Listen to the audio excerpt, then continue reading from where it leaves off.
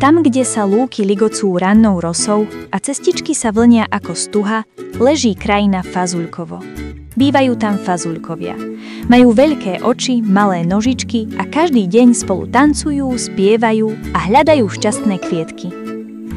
Jedného dňa sa na cestičke vo Fazuľkove objavil niekto nový. Bol ružový ako jahodový krém a na hlave mal bublinu. Volal sa Bublík. Usmieval sa, ale trošku nesmelo, lebo keď sa príliš rozosmeje, puk, bublina mu praskne, odletí do vzduchu a všetci sa otočia. Určite si budú myslieť, že som čudný, šepol si pre seba a skryl sa za kopček. Ale farebné fazuľky neodišli, prišli bližšie a jedna mu povedala: Ahoj, to bolo krásne, ako si to spravil? Bublík prekvapene žmurkol. Nikto sa mu nesmial, všetci sa len zvedavo usmievali.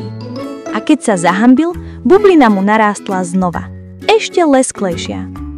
Odvtedy chodil s nimi, ale vnútri ho stále trošku hrízlo.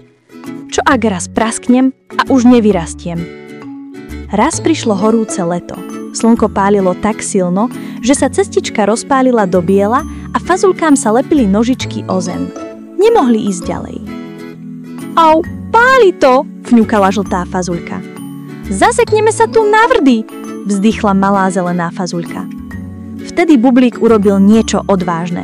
Vstúpil dopredu, nadýchol sa a fú, na hlave sa mu objavila obrovská bublina. Taká veľká, že by sa do nej vošla celá fazuľková partia.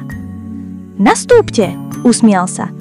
Fazuľky neverili vlastným očiam, ale jedna po druhej si sadli na mäkkú bublinovú hladinu. A Bublík ich pomaly, opatrne odniesol ponad horúci chodník ako ľodička z cukrovej peny. Keď všetci bezpečne zoskočili do trávy, začali tlieskať. Bublík, Bublík, ty si náš hrdina, kričali s úsmevom. Bublík sa zahanbil a puk! Bublina mu praskla priamo nad hlavou. Ale tentokrát sa nezľakol, len sa smial, celkom od srdca. Vieš, povedala zelená fazuľka, mysleli sme si, že tvoja bublina je smiešná, ale teraz vieme, že je kúzelná.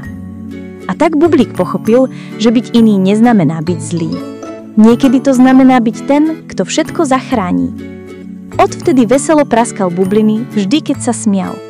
A keď sa niektoré dieťatko zahľadí na oblohu a uvidí tam malý priesvitný krúžok, možno práve letí z Fazuľkova.